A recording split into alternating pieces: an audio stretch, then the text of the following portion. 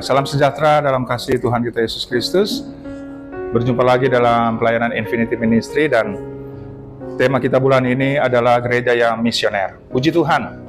Berbicara gereja yang misioner, kita dapat data dalam Alkitab bahwa ada satu gereja yang bermisi. Itu adalah gereja Antioquia. Gereja Antioquia itu berada di sebelah utara dari Yerusalem.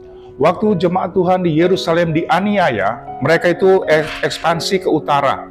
Mungkin sekitar 758 km ke utara. Itu ada satu kota namanya Antioquia. Dan kita tahu bahwa yang menganiaya umat Tuhan itu adalah Saulus. Waktu Saulus mengejar orang-orang percaya yang lari ke Antioquia, di tengah jalan Tuhan beracara dan menjamah Saulus.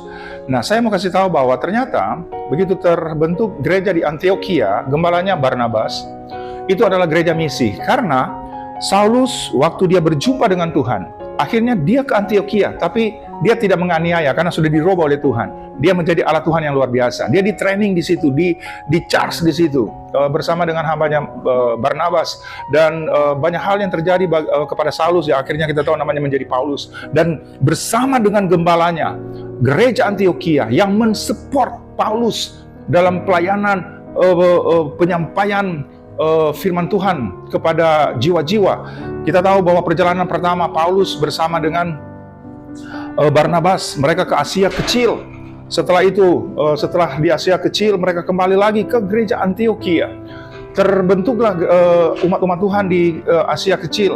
Di sana ada Efesus, Galatia, dan seterusnya. Kemudian jemaat ini mensupport lagi Paulus sehingga dia melanjutkan pelayanannya, bermisi. Selain dia mengunjungi yang sudah ada di Asia Kecil, dia pergi terus kepada di daerah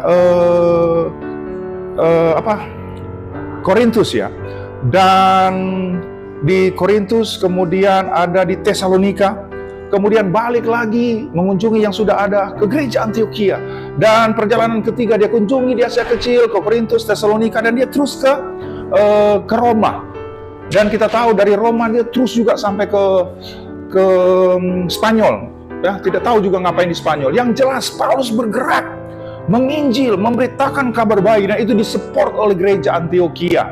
Dan kita tahu bahwa sepulangnya dari Spanyol, Paulus menghembuskan nafas terakhirnya di Roma.